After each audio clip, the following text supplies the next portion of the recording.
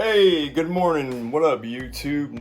So this is a case review, okay? We're gonna start the show off right with the G.skillI Z5i Mini-ITX case. Now, I have not peeled the plastic off all the way yet. I did actually peel some of it off to expose the USB ports on the front, and as you can see, there's a C and two USB 3.0 or maybe 3.2 ports. But this case is very unique. It is like basically like I don't know what you would call this design, but it's clearly inspired by some type of a spaceship or futuristic like mech robot, in that it swings wide open, like double door, suicide door style, just like a 69 Lincoln Continental, you know what I mean? If anybody's old enough to know about those cars, you know they had suicide doors. And I wasn't around in the 60s, by the way, I just know about those cars. So the G.skill case, it caught my eye right away when I saw it. Was browsing Amazon. Now, I've been building a lot of Mini-ITX builds this year, just in general.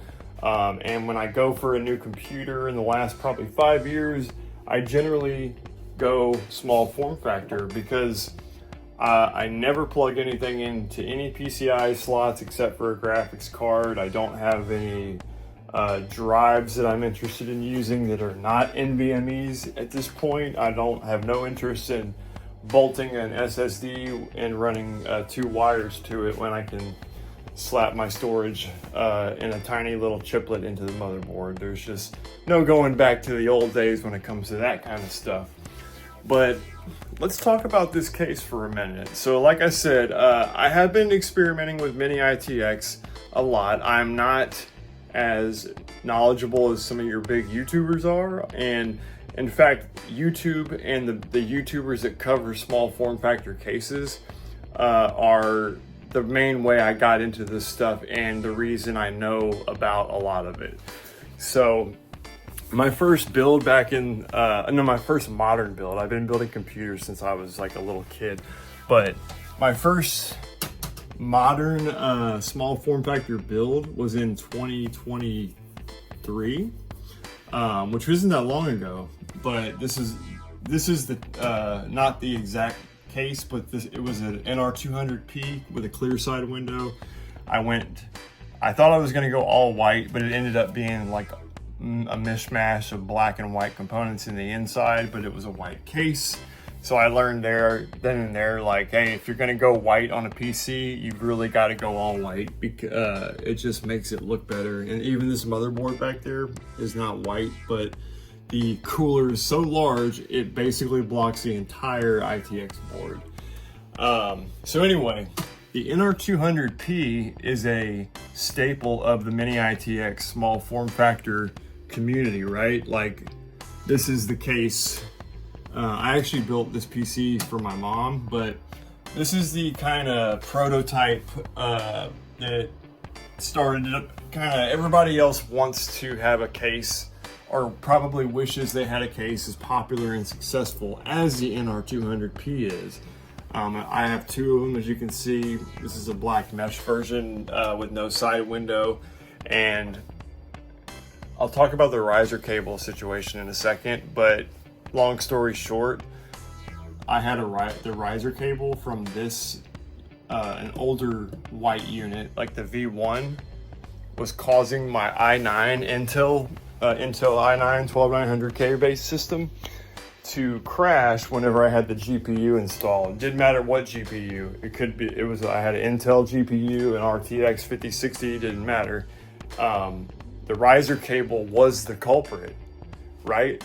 And it was the riser cable that came with the Cooler Master machine, and it's a 4.0 riser cable. But that's just a word of warning and a word to the wise. If you're having system stability issues, check and see, are you using a PCI Express riser cable? Because I've had multiple occasions where the riser cable itself, as soon as I removed it from the equation, plugged the GPU directly into the motherboard, all the problems went away.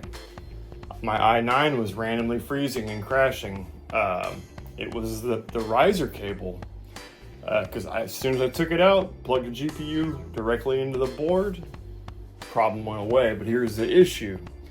Most of your Mini-ITX cases, like excluding the NR200P plain edition down here, which just has a regular layout on the side, you all probably already know, but this one you can mount the GPU, or you are compelled to mount the GPU normally, just into the motherboard.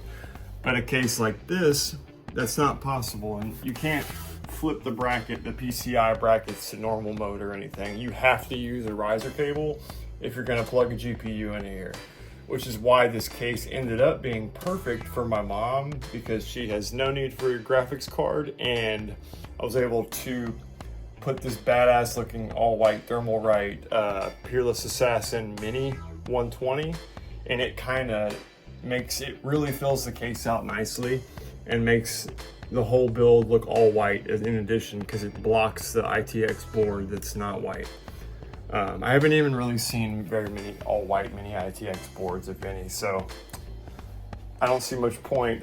For that one down there'd be no point in buying a white board. Because, like I said, the thing covers it, the air cooler covers it all up. Okay, enough rambling. I apologize. Let's get to the meat and potatoes of what you are clicking on this video for, the G.skillI Z5i Mini-ITX case.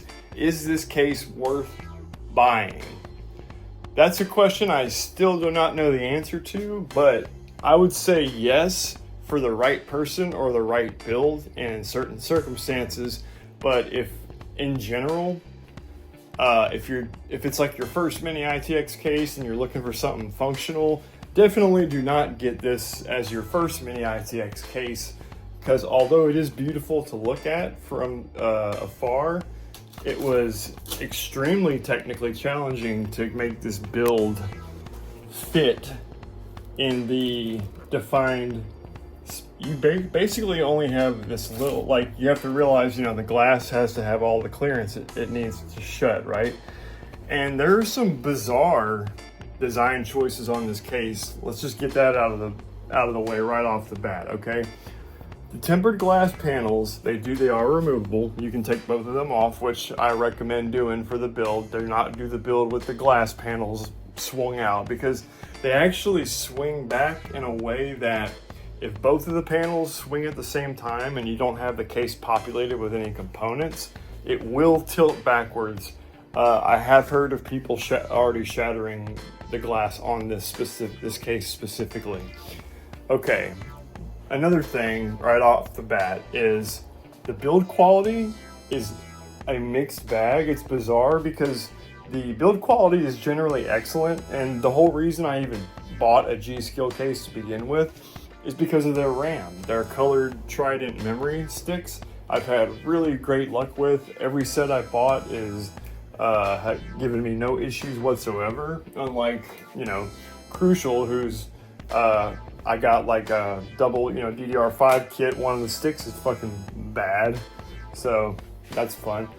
Anyway, you can see the inside of this build and just kind of what it requires to you're going to need a lot of zip ties to not necessarily to make it pretty. You're going to need zip ties to pull the cables strategically from behind themselves and together with themselves, so that you get, basically there's a lot of room behind this front crease right here, and there's another good, like, your other kind of saving grace for this build will be behind your radiator. If you go the 240 or a 280, it doesn't matter, because it'll be about the same amount of space, unless you do a push-pull config, which I don't recommend, because if you do, your AIO tubes will have no place to go, because they seem to want to route pretty much to the left and up toward that AIO, and there's not a whole lot of room for experimentation with that, just because of the layout of the case. It's basically, that's it, okay? So the whole thing though is that when you oh yeah, okay, all right. Let me also mention quickly and briefly, this is a magnetic top mesh dust cover, but as you can see, it's not possible to mount any like 120 mil fans in there, and that's really a shame because the only fans that are actually in this case at all are the radiator fans. So you better, and this is a 280 Kraken, right? You can tell by the LCD screen on the front. But this is a Corsair IQ. I've got the IQ Link system in this build, but it's not really necessary because there's only 2 fans. But I just wanted to use IQ Link because I like the way it controls I like the software and I like the way it controls everything cleanly, and you can add stuff later. But IQ is not needed really for this build. You just do a regular PWM fan because you'll probably have less cables that way actually. IQ is more necessary when you're having a bigger build with a lot of fans or a lot of RGB elements. But I digress. This case is like when you get it all built up and put together and you pop the RGB on, some have said that G.skill logo at the front is kind of gaudy the way it lights up. I don't think it's that bad. And so there's RGB lighting that comes with the case, or pre-built inside the case. Obviously, you can see that. You can kind of see the little underglow, and simply running, you have to install the NZXT cam program first to get your AIO to start showing stuff. As you can see right now, I have it showing my CPU temp and the current speed of the CPU. 43 degrees, 45 degrees is great, and it's running around 5 gigahertz. This is an AMD 7800X3D with 48 gigs of what else? G.skill RAM, of course, is in this build. If there was not it'd be kind of funny if I didn't use G.skill's RAM for the build. But yeah, that's the only thing. That's the only product other product from G.skill that I've ever bought is memory, right? So, all right, so GPU time. I've got a 3080 Founders Edition coming in the post, as you Brits would say, later today. Right now, we've got a equally badass card. The Radeon came out of a 15-year-old Dell Optiplex model, which has, I think, 512 megabytes of RAM. So, crushing that. And no, it's simply a it's simply graphics. I simply use this like integrated graphics. So if I'm running a chip that doesn't have onboard graphics for whatever reason, because a lot of them don't, most of them don't actually, you've got to have a GPU. And so all my other ones are currently being used. Now, I'm not a huge YouTuber with fucking, tons of parts or anything. I do have a good little collection built up and building up, as you can see. I've got the TR100 from Thermaltake. That's an Intel i9 build. This is my favorite case to actually work in. Best case to build in. Thermaltake. This case is a close second for ease of building. It's not the sandwich style, it's the open chamber style. And the Antec Performance 1M is the sandwich layout. That one, that's kind of my favorite Mini-ITX case actually, is still the Antec Performance 1M. Yeah, it just is. It's got my it's got like the way it feels. Anybody that touches one in person knows what I'm talking about. Like these aluminum CNC machined aluminum parts that are coming out of these factories are so like machined so perfectly, and the tolerances are so tight. It's very nice to. There's not any rough edges on it at all, and it's incredible, right? Okay. I keep going to the other ITX cases because we're kind of comparing this G.skill Z5i to them. What's the other difference? I mean, let me show you a size comparison just for grins really fast. Here's the NR200P from Cooler Master, right? Okay. Here's the NR200P, and there's the G.skill Z5i side by side. I want to say they take up about the same footprint on the desk. The NR200P might be a little bit longer, but the G.skill is obviously taller, and it's more of a tower. Height could be just as much of an issue as, depth or width or whatever when it comes to your case, depending on how you're going to set this up. So like in my example, or in my case, in my case of the cases, I've got a under desk kind of ridge, a shallow shelf down there to put a couple of computers. They don't necessarily have to be like ugly computers down there. I used to run my main rig under the desk. Now that I'm got like, 4 machines that kind of all compete for my attention or have different uses at different points for different stuff, I'm looking to probably leave a single machine on the desk and have the other ones under the desk. And although I love all of these ITX cases, clearly this is like the showpiece one that you would leave where everybody could see over the rest. Because the Antec Performance 1M, it's not impressive. It's not as impressive visually, I don't think, to most people, but if you touch the two cases, the Antec 1M, you would see why it's so beloved. Okay, it's like the way the case feels in person, you can't really depict that on a video. I mean, you can't depict that, you just have to experience it for yourself, is what I mean.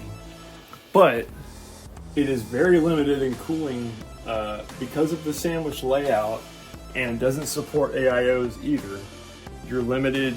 I got a thermal right, not thermal take, a thermal right low profile fan, the X47 I believe, or X57 with the orange fan on it, and the all copper radiator, and it is badass. It's keeping the AMD 7700X like just as chill as this Kraken 280mm AIO is keeping the 7800X3D. Of course, the 7800X3D is not a chip that runs like super hot or anything. It's pretty damn efficient, actually. The hot girl is the Intel i9 12900K. It's a bit older at this point, or a few years generationally behind, but the 12900K is still a monster of a processor. I mean, it stacks up pretty favorably to the 13 to 14 900Ks of today. There's a small performance difference between 12th, 13th, and 14th gen, I would say. I mean, there's a difference, but it's not that big of a difference. So I do apologize for my appearance early in the morning. I know some of you are going to notice my teeth.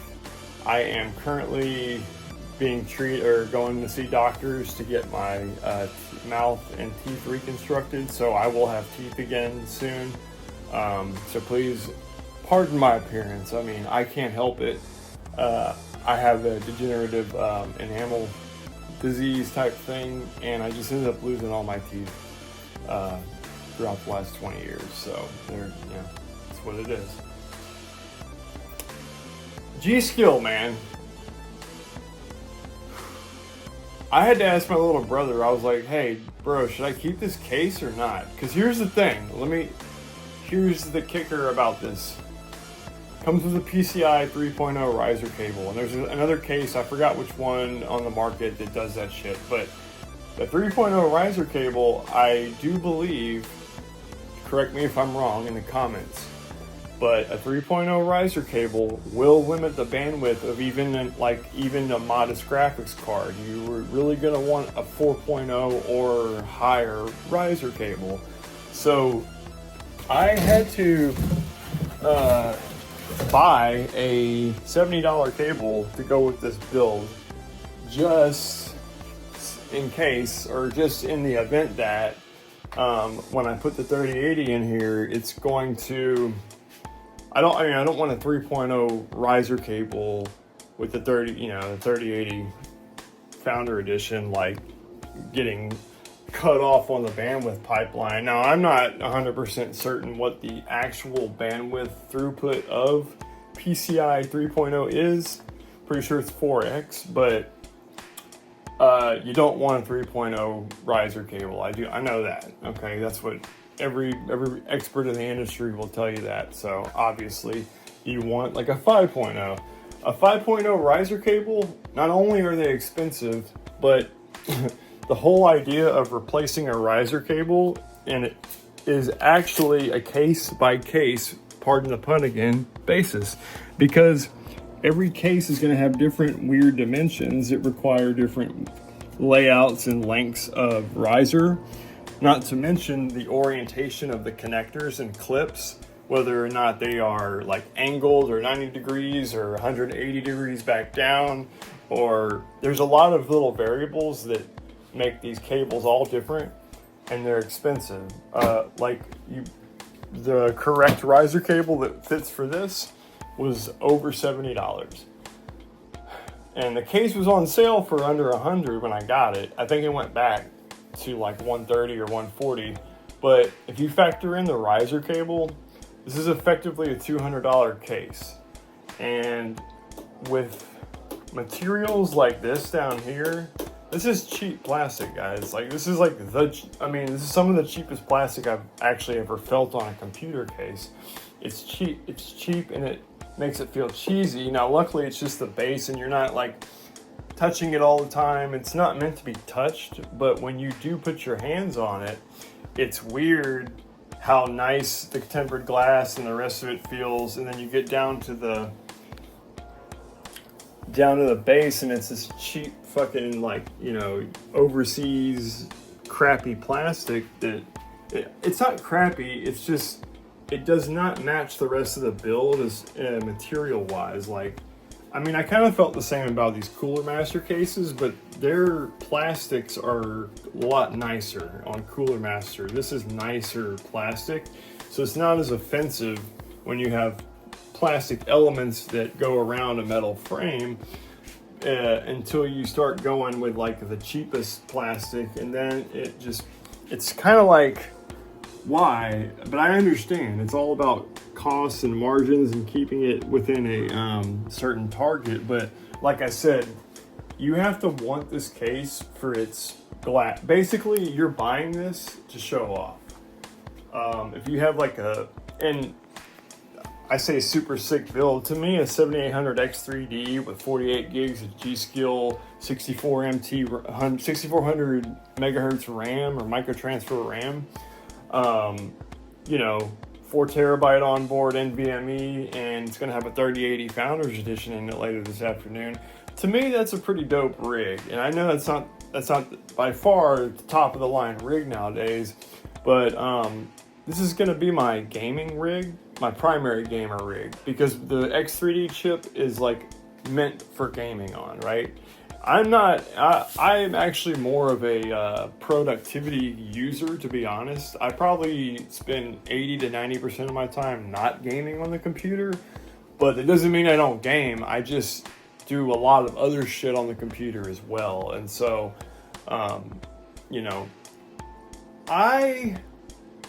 when looking through all the, I was looking for a fish tank. Here's where this came from.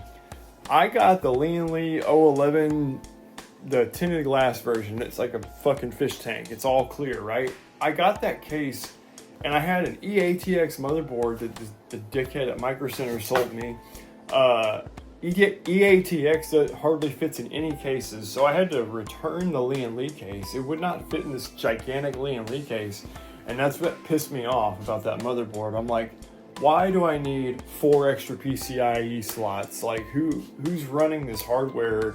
It's not a server. I don't have bays of drives or any of that I'm gonna plug in. So why? You know what I mean? It's just too big and too much computer for what my use case, right?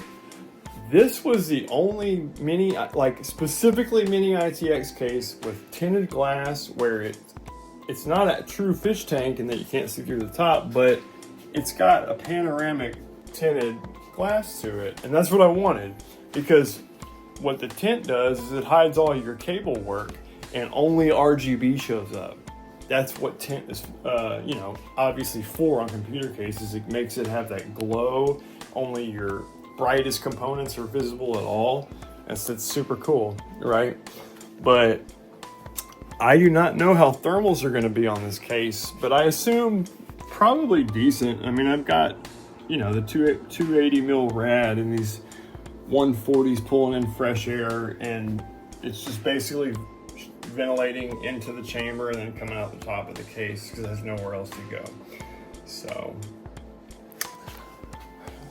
let's recap this review. Okay, so the G.skill Z5i, I'm gonna give it a 7.5 out of 10. Okay, it is a really beautiful case to look at. It's extremely unique, and I think it's one of a kind. It's the only Mini-ITX case on the market that kind of pulls this off in this fashion. Oh yeah, one more thing, guys. The motherboard I/O is facing downward, so yes, all your cables have to be plugged in upside down and underneath the case, and that's what this giant shroud also is for, is to give you that clearance you're gonna need. And you have to be careful, because you have cables that don't clear that or don't bend properly. You will fuck some cables up, or even worse, you could break one off inside your motherboard I/O jack or something like that. So you don't want to be careful with this setup like that. But that doesn't bother me. I've seen this before, and that's probably the only way they could have done this.